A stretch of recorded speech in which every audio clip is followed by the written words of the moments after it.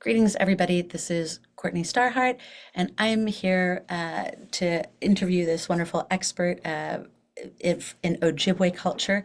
I will let him introduce himself properly, and we can learn a little bit more about your background as we get started. Mhm. Ahokoe wago shindagu mina wa migizi and dode, gazaga squaji mekag and dun jiba. Give you a brief shout out in my language, which is the Ojibwe language. It's one of the indigenous languages to the Great Lakes in both the United States and Canada. I come from Leech Lake, which is one of the Ojibwe reservations in northern Minnesota. And just to share a little bit on my background, some of the things that I do. So I live in my home community. A lot of Native academics don't do that. And one of the reasons I do that is I spend about a third of my time officiating at Ojibwe ceremonies. So that's everything from naming ceremonies to traditional funerals and everything in between. That's about a third of my time, all uncompensated and just in the traditions of our people. I spend about a third of my time doing my actual job. I'm a professor of Ojibwe, meaning I teach Ojibwe language, history, culture at Bemidji State University. Bemidji is a town that used to be on the Leech Lake Reservation, and they shrunk the size of the reservation. It's actually off res now, but it's right in between Leech Lake, White Earth, and Red Lake. So it's a big native population here. It's kind of, some people call it a border town, like Gallup, New Mexico, or something like that, where there's a large native representation in the city. But I live in the res border goes right through the middle of my property, and we live in a rural area. Have lots of kids, and we spend a lot of our time uh, doing cultural things, and that ranges from right now we're harvesting wild rice. Pretty soon we'll be hunting. We do a lot of fishing, produce our own maple syrup and sugar, but also our ceremonial activities and things like that. And I spend about a third of my time doing writing books, giving talks, and that's on a wide range of topics, native languages, culture, um, sovereignty, and also diversity, equity, inclusion. They're kind of like three strands of a braid. They all feed one another. There's a little introduction for you. Thank you.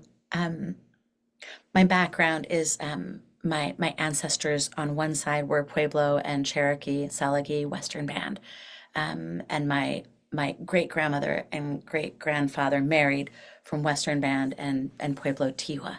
So Mm, that's the part of my family that's indigenous. I went back to study um, 20 years ago when I got sick and my kids were little. mm, I was so impressed with the ancestral technology that I stayed.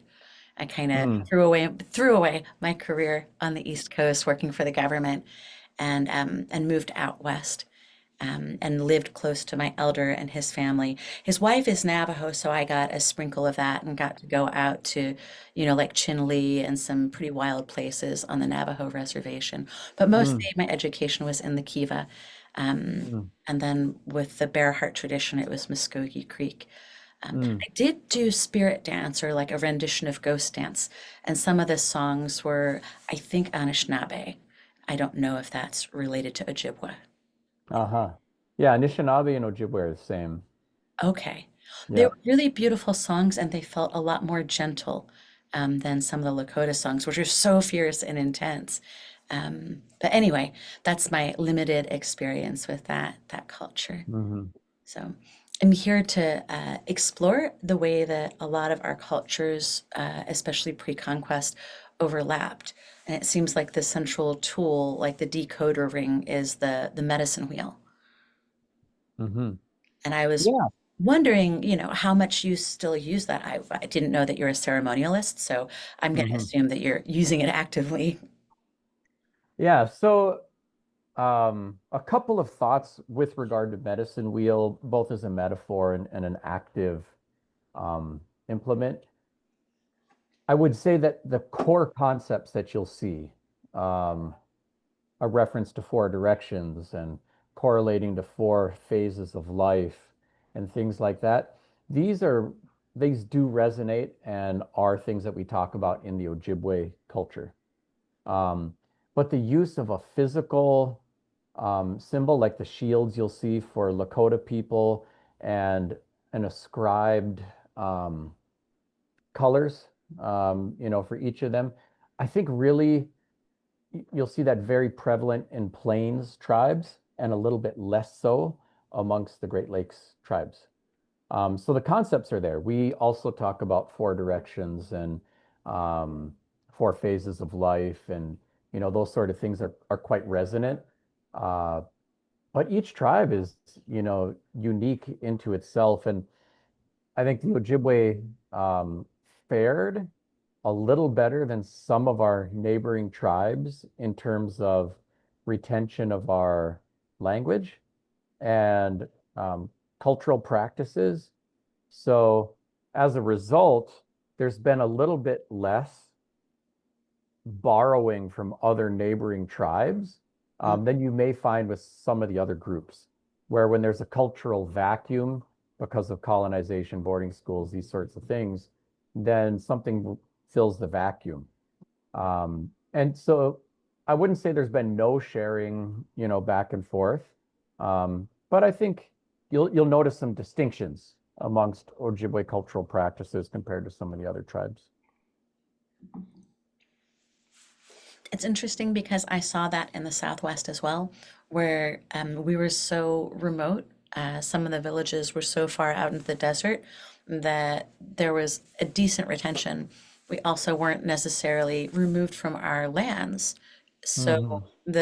the cultural things that were tied to the physical land weren't erased. And then out east, I see, the other hand, where the tribes out here, like the Lenape, where they were really moved off their land and lost a lot of their language, if not all of it, then they're sort of replacing it with a pan-Indian type of ceremony. Hmm. And it's certainly better than nothing, but I'm just happy to hear that you have your culture intact and obviously your language. Hmm. A lot of the culture is encoded in language, right? Well, they're definitely connected. I think every language on planet Earth embodies a unique way of looking at the world.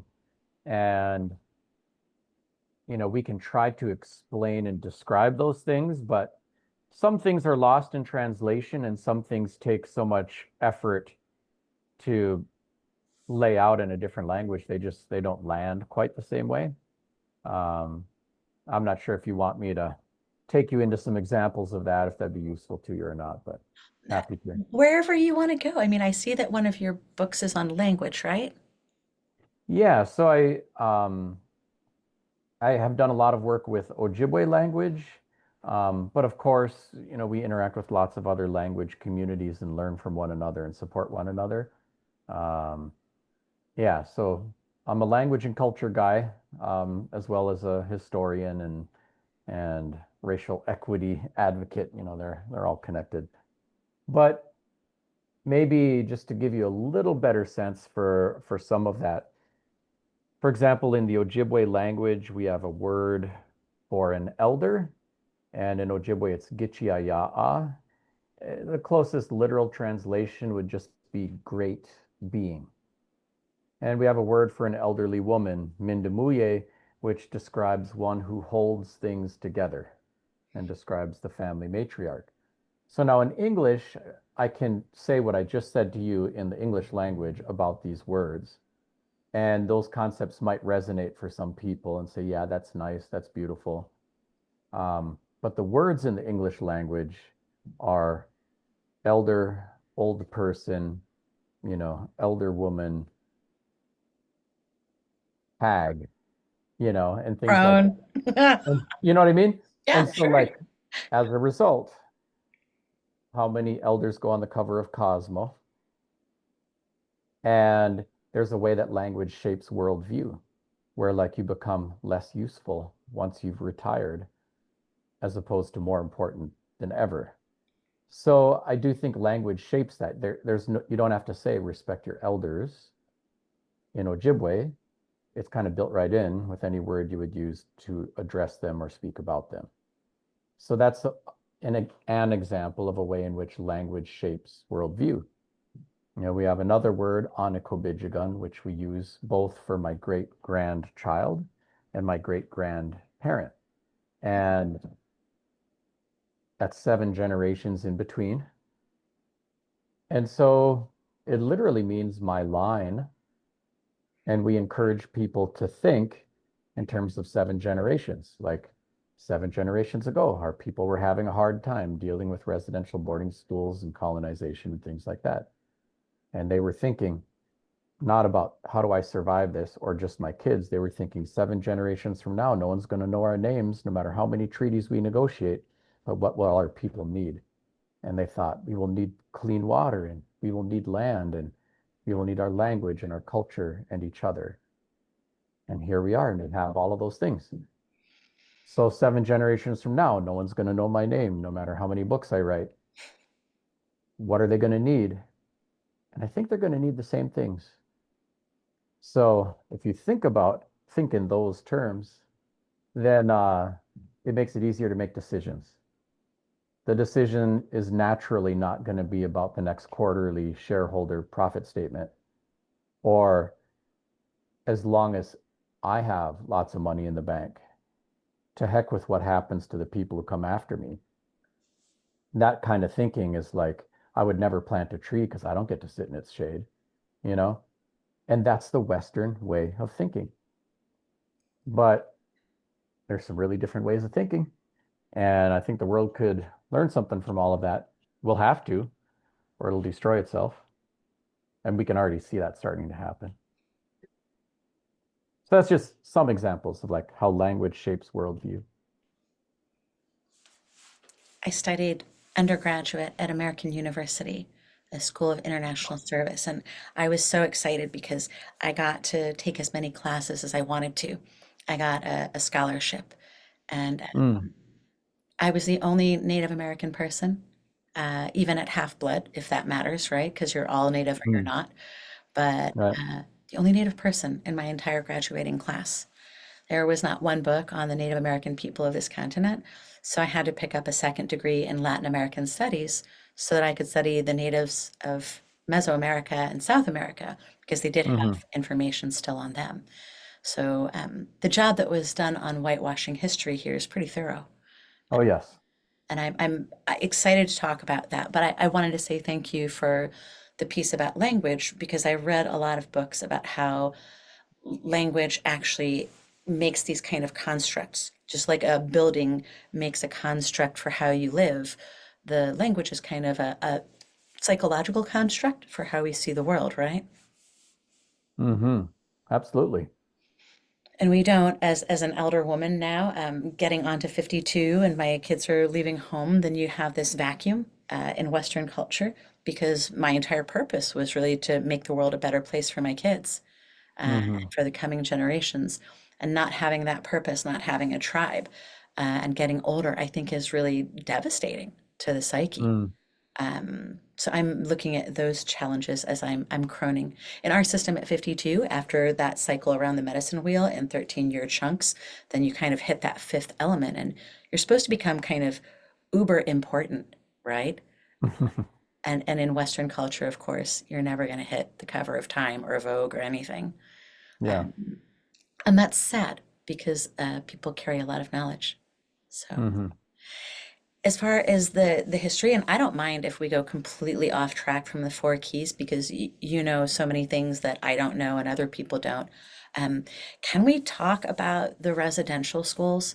Um, I was out here before I moved to New Mexico when my kids were babies, and I went to see my friends at this tiny little postage stamp that they call a museum, like the remnants of the Lenape in Delaware. Mm, Two beautiful ladies that I had been friends with, and seeing them put up and take down their sweat lodge over the years kind of made me sad. They didn't have a lot of attendance and they didn't have their sweat tradition intact. If they had one at hmm. all, and we still don't know that either. Anyway, I said, "Oh, I'm moving to New Mexico." And the lady said, "Oh, I lived in New Mexico." And I said, "Well, what? You did you get your master's out there?" She said, "No, they took me away from my family and took me to the Santa Fe Indian School."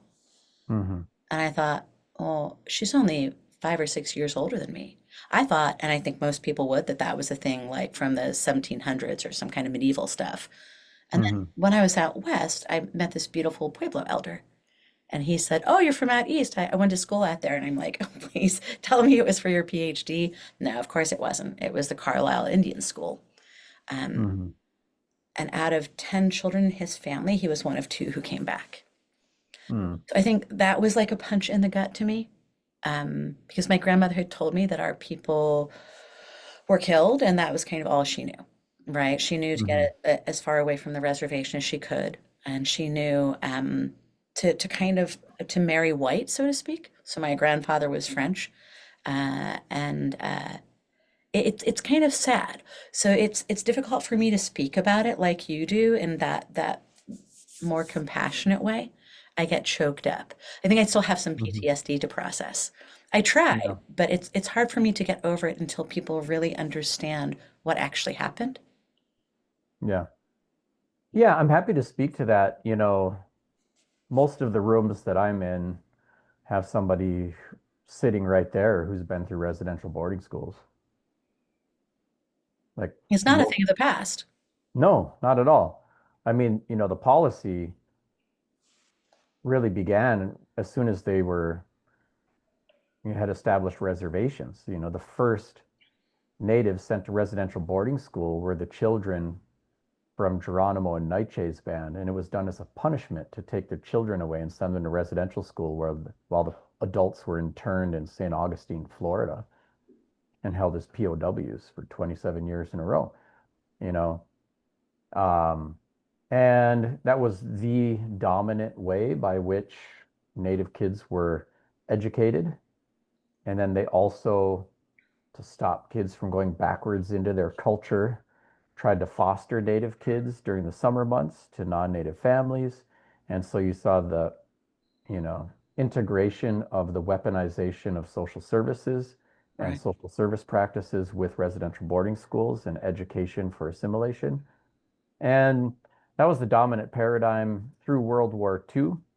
Uh, After World War II, they begin a slow shift of opening up opportunities for Native kids to go to day schools, where they stay at home and go to school during the day. But that doesn't even start to dominate until later on. Um, Even in like the 1980s, they were still closing a lot of residential boarding schools. And today there are still 4 residential boarding schools for Native kids in operation in the United States today. Right Um, now. right now, yeah. And those schools have now also been reformed, so they're not beating people for the speaking of a tribal language, but they are literally from the same system, Sure. and they're still in operation. My grandmother went to residential boarding school. My mother did not. But I think most Native people have an experience with this. Those who don't are usually those who are a little bit more removed from Native communities and were adopted out, fostered out, you know, or, were somehow able to avoid that. There are exceptions, but I think that's something that has affected a lot of people. And, there's been a lot of information that has come to light in recent years. Carlisle, Haskell, and places like that have these huge cemeteries full of Native kids with marked graves. And what's come to light in more recent years have been secret and unmarked graves. A lot of that's come to light in Canada, but there have been cases in the United States as well. And in both the US and in Canada, the federal governments did not have enough capacity to educate all of the Native kids they were compelling to go to these schools. So they subcontracted a lot of the education work to churches. So it's pretty common that residential boarding schools, they were either run, like in the United States, by the Bureau of Indian Affairs or subcontracted to a church. And so there were religious institutions that were running the schools and burying the bodies and all the things. I mean, needless to say, that would be a human rights violation. Well, yes, I mean, America is one big human One rights big violation. human rights violation, 100% from beginning to end. Yeah, I mean, the whole colonial process, what is bizarre to me is that it is so celebrated. Right. But someone leaving their country of origin, coming to a new place that's densely populated by other humans, planting a flag and saying, we own this land and we own all of these people. How can that be anything other than a violation? and then the subsequent wave after wave of genocidal violence to take the land away, and then literally giving it for free to Europeans who wanted to come and settle, free land, and calling it the land of opportunity. Well, for Land of the free who? or the brave? Right. Yeah. So, I think America's full of ironies and paradoxes and contradictions, but there's no way to, remove these truths from the story that there was, genocidal violence. There was a colonial apparatus to eradicate pre-existing or different languages, cultures, religions, and that it was done through violence and encompassed the owning of other human beings. So it was chattel slavery, and not just the transatlantic slave trade, but there were whole tribes of Native Americans who were enslaved in the Spanish mission system. Even at the time of the US Civil War, 15% of the chattel slave population was indigenous uh, in the United States. So, it's a complex narrative. It's a But all of that has caused tremendous damage to people. And just when you stop hitting somebody in the head with a hammer, it doesn't mean that they're healed, you know? And so, the residual impacts are multifold. Um, so they include psychological damage, which gets passed forward. So we know that there is an epigenetic imprint, what they call historical trauma, that gets passed forward and takes generations to unpack if somebody is lucky enough to have healthy environments in which to recover from everything. And, coping mechanisms. Most people, who are physical abusers were physically abused. Most sexual abusers were sexually abused. Most addicts have trauma and were raised with all kinds of traumas in and around them. And so it creates these, you know, a cross section of really horrible things. It pushes people into a pit. And so climbing back out of it takes more effort. Um, and then, in addition to that, there's just the denial of opportunity. And, some people bristle at words like white privilege, but it's not just about economics. It's the privilege of going to school and having your race widely represented and who is teaching and what is being taught. And white kids in America go to school and they will get a white teacher during their journey. I went to school and I never had an indigenous teacher all the way through K-12, college, master's, up to my PhD. Then I had my first indigenous educator, and it was mind-blowing, you know? To leave the academic system in order to find an Indigenous teacher because I couldn't Yeah. find one in the Yeah. And it's just universities. like, right, it's all these things, right? Like if there's a white kid who needs to be removed from their home because there's substance abuse, neglect, or abandonment, and they get placed with a white family, there is a continuity to their language, their culture, and probably even their religion. And for a native kid, there is a disruption to their language, their culture, and their religion. So there's just like extra barriers for them. And if a white kid goes to school, they can learn about how their folk help make the world a beautiful place and believe in themselves as agents of change and prosperity. And if native kids go to school and never get an education about themselves and never learn it from a native person, they're enculturated to the worship of the other. And it actually damages their psychological development rather than empowers them. There's a lot to deal with. It's layers and layers of trauma that we've barely even scratched the surface of. Hmm. I never even knew about pipe ceremony or sweat lodge until I Hmm. was 20 and I went to my first NAC meeting Oh, yeah. where Jesus was invoked, which I thought was odd. Right. Hmm. I mean, it's fine. I don't have anything against Jesus, but I was just a little surprised that I wasn't going to hear something tied to indigenous culture. But even that Yeah. had been kind of co-opted into a Christian kind of framework. Again, nothing against Christianity. Yeah. Yet I mean, and go ahead. I was just really hoping to see something, like the original peyote churches. Mm.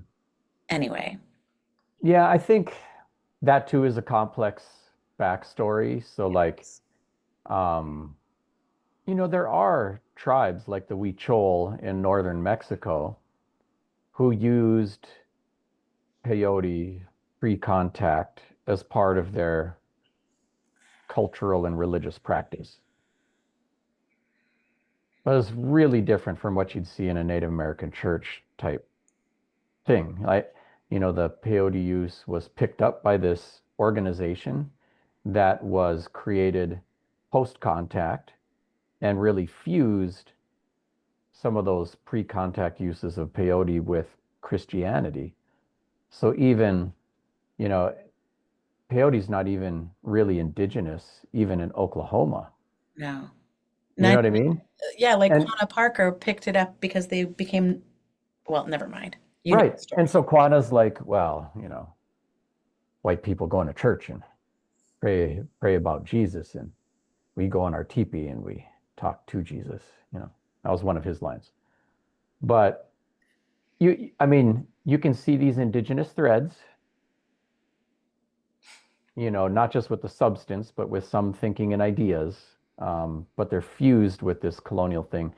And And is that okay? I mean, is that, I don't know. I don't know if okay or not okay is even the right question to ask. Like, it's a Wasn't the matter of best question. perspective. I know. Like, I mean, really, you could look at Black resistance during the transatlantic slave trade, and it was so difficult. They had to take a tool of the colonizer and the oppressor, the Southern Baptist Church, and turn it into a tool for their own community building and liberation. Was that okay? Well, Better than sure, nothing. you know, but it was not, their tribal tradition from across the ocean.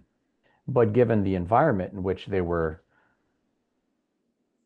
existing and trying to survive, well, they had to make do with what they could. And later on, there was another Black thinker, Malcolm X, who's like, we repudiate all the tools of the oppressor. We're going to do something that Black people did. And he had a different offering. And then there are other thinkers who are like, what would it look like for Black people to re-indigenize our ways of worship and connecting and community? So there are lots of different thinkers.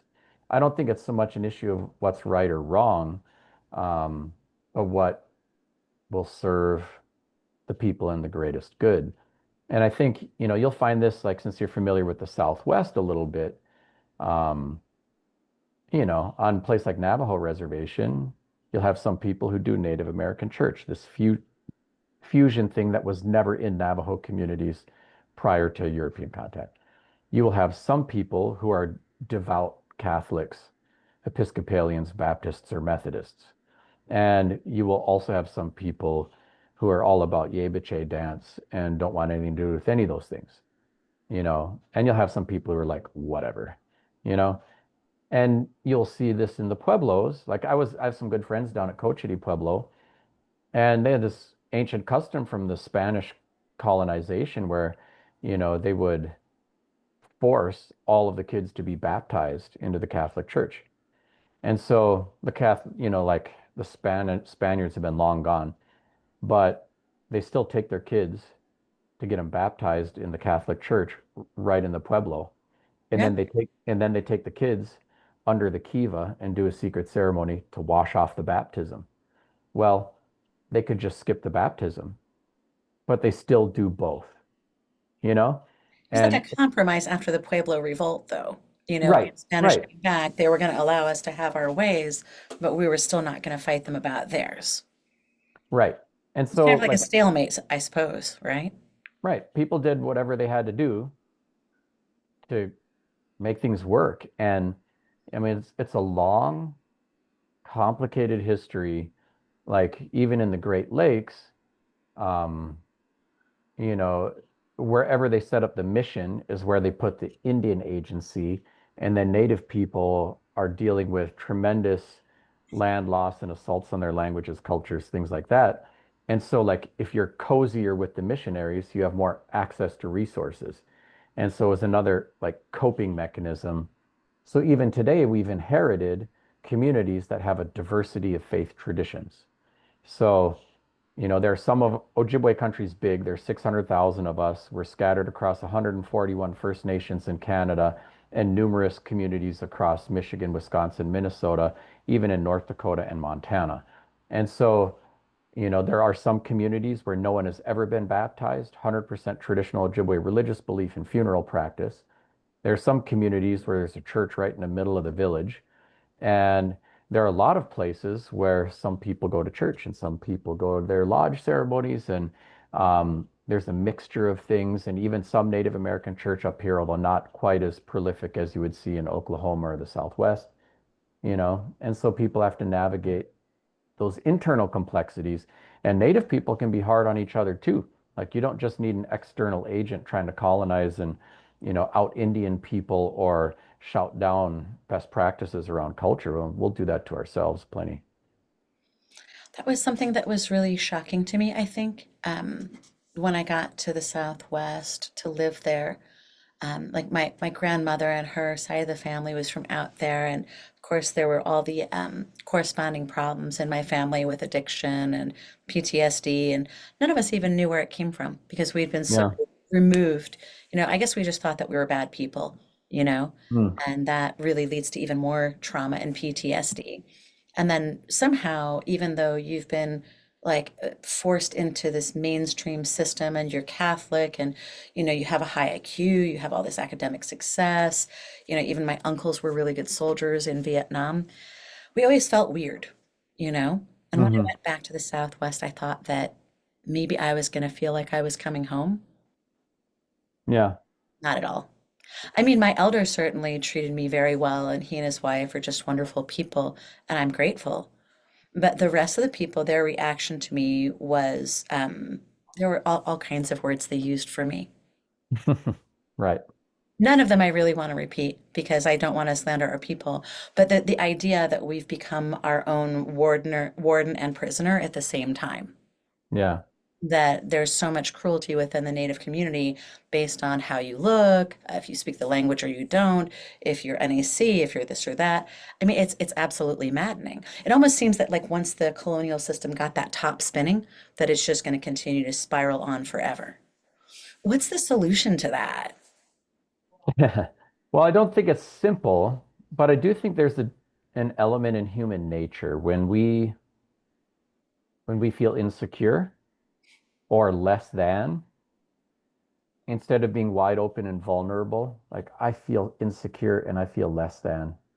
Can you be nice to me? It's like an invitation to get beat up or bullied. And so, as a self-protective measure, people do what people do: fight, flight, or freeze, you know? And so, On, right? That's right. the And so, four. right. And so, like, the common things you'll see are fight, right? So, like, that would show up as somebody being over aggressive on the pretendian takedowns and scaring all their own people away from their own ceremony where they can get their healing and reconnecting done. You know, flight can be like, those people are mean. I'm not even going to go to my ceremony. I'm not going to go do any of my things. I'm not even going to engage. I won't even let people know who I really am. Like, and you get a variety of things, either fighting or retreating or, you know, pretending to be oblivious or disengaged or engaging only in the most comfortable ways. And all of that has us hurting ourselves and hurting each other. And I really like, I don't know if you watch Gabor Mate, he has some good books out and some videos and stuff, but he researches trauma and addiction and sees a deep connection between them and even between trauma and ADHD. And that essentially when someone's in addiction, they're not like trying to mess their lives up.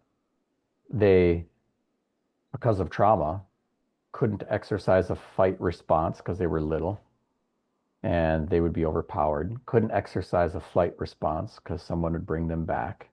And it forced them to find other ways to cope. And what they really want and desperately crave is safety. And, as a result, they engage in self-destructive coping mechanisms, addiction, for example, and that makes you objectively less safe.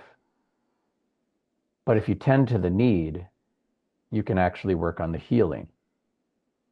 And so safety is not the absence of threat. It is the presence of connection. So how do we do connection?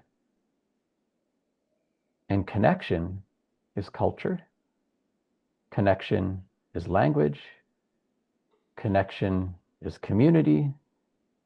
Even somebody with alcohol addiction can heal to the point where they can walk into a bar and order a burger and not fall off the wagon if they are connected, could be to the person sitting next to them, to their religious or cultural practice, could be to the bartender, could be to whatever, you know what I mean? Like, then they can navigate, even though the risk is there, the threat is there, the temptation is there, they can manage. And so, and I think another issue with this is like, we've, in the Western way, so individually focused. We treat addiction as an individual's problem with this substance that they need to navigate with their own individual psychology. But we've never lived alone, isolated as hermits and individuals. We've lived in community. So how do we co-manage these things and manage them collectively in community? And so I work with lots of people in our ceremonial practice who are dealing with all the heavy things. And I've seen somebody who is literally meth and heroin addicted and lost the house, the job, the kids, and hope. Like, be healed, sober, kids back, new job, new house, like building a better life. That can actually happen. And having a strong cultural practice and a community of people, imperfect though we all are, who are trying to do that, these are things that mitigate the risks, create a higher sense of safety through the connection that can help us heal. And we all need the healing, you know? I mean, literally everyone needs the healing. Sure. And yes, the systems of oppression, the sexism and patriarchy, the racism, all the isms, they injure the people who are victimized, but they also injure the perpetrators. 100%. And, like, white folk may have been, whether they wanted it or not, some have wanted it and orchestrated it, some have not wanted it, but have been the recipients of outsized privilege, advantage, and protection within these systems of oppression. But they've also been trafficked in their own way into perpetrator roles. And here we are today, and white men, top of the food chain in our racial hierarchy and gender hierarchy, dominate the ranks of school shooters and serial killers. White folk need healing too. They need it bad. And they too need connection and community. And I think sometimes those energies get really displaced because community can be anything. I mean, I think of it in my Indigenous context with our language community, our culture community, our ceremony folks, things like that. But it can be a soccer team, it can be whatever. You can find healthy community in a lot of different ways. And so some people misplace that longing for connection, belonging, community into unhealthy communities. And it could be, a white supremacist organization that's going to like protect me and have my back and tell me I'm okay and I don't have to get beat up for the sins of my ancestors or whatever, like all kinds of things. You can see it with the xenophobia that's gripping American politics right now and so many other things. But those things continue the injury cycles instead of breaking them. And when I look around, the places like, Native folks have been through a lot over the past 500 plus years. And I have seen some remarkable healing, and I've seen it happen not just in individuals, but at scale. And some of the things that work are the things that really generate healthy community. An Indigenous language immersion school, a cultural community, lots of things. And, you know, some of the structures, sovereignty, things like that can be very supportive of that. Um, but the Hawaiians did it with no federal recognition or sovereignty. It's an ongoing process. They still have plenty of issues, but their flagship Hawaiian medium school where they teach the language, teach all topics in their language, has a 100% graduation rate. If someone else has better data than that, they can give all the lectures, but until then, maybe we should pay more attention to what are they doing. Well, they're doing all of the education in their language. What does that do? Among other things, you have to have people who know the language to do the educating. Well, that puts Indigenous educators in front of the kids. You know, it centers their cultural practice. They spend 45 minutes on a cultural practice at the start of every school day. And I think in a mainstream school, they'd be like, are you serious? They're singing songs, giving each other hugs and saying aloha for 45 minutes. Like the kids are awake in the morning, make them do math. That's But the those best part of the day. but those schools and the people who are raising that question, they do not have a 100% graduation rate. So really, who should we be tuning into? And what should we be doing?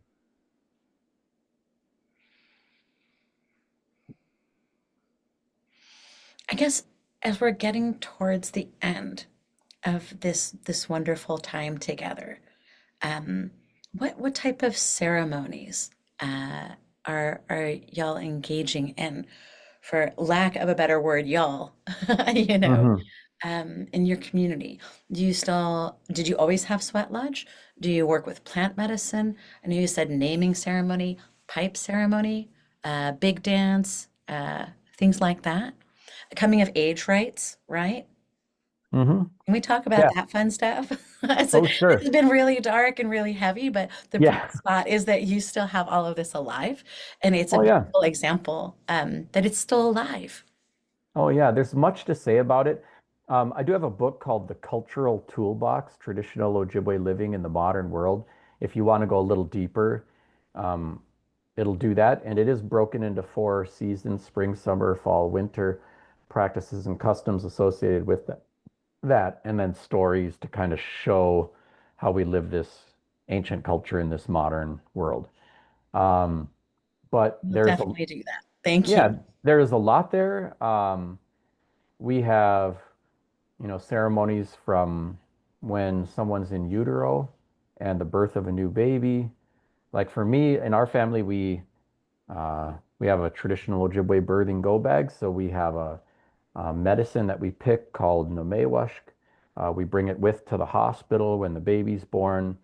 We take hot water out of the tea dispenser, steep the medicine, strain it, and then we use that for the baby's first bath. So we don't get a nurse rubbing off the vernix and doing a Johnson's baby product bathing experience. The parents have to do that with our traditional medicines. We take the placenta and afterbirth home, and then that gets buried by a maple tree, which is the tree of life.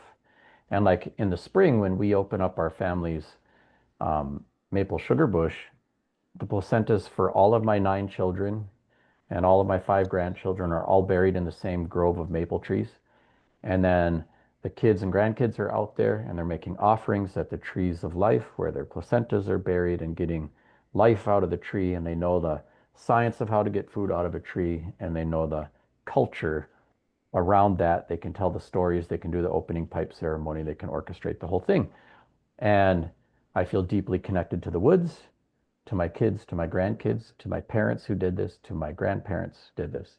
And I feel connected through the generations, and connection is the antidote to disconnection, which drives the addictions and all the problems. So it's like a healing, simple cultural practice. We have stuff for every phase of life. So when women get their first menstrual cycle and make a transition into womanhood, there's a year of empowering ceremonies that we do. My youngest daughter just went through this, and it's very, very powerful.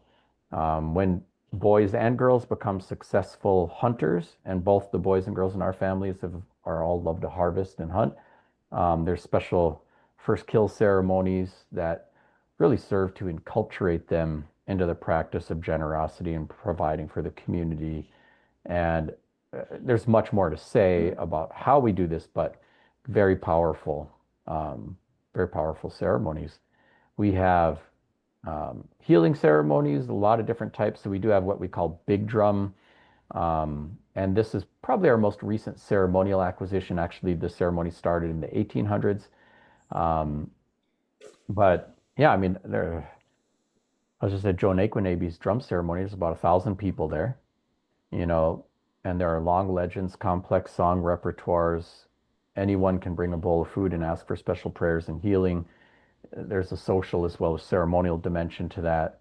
We have our medicine dance ceremonies, and those initiations take about 2 weeks. And we do two of those dances a summer, so that's at least and sometimes three. So it's 4 to 6 weeks of my summer spent in a wigwam, literally bark covered, stick built wigwam, speaking nothing but Ojibwe and singing our songs and doing these initiation rites.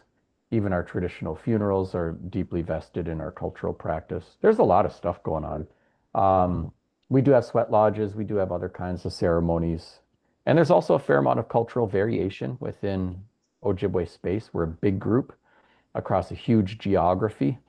Um, so wild rice is like soul food for us here in northern Minnesota. It doesn't even grow on either the easternmost or westernmost Ojibwe communities, but they're still Ojibwe. So internal variation is part of the story too.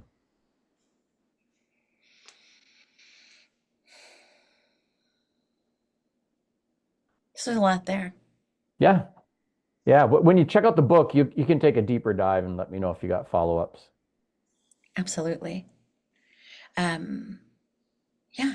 I mean, I think we touched on so many things that I didn't touch on with the other elders and experts, that's beautiful to just leave it the way it is.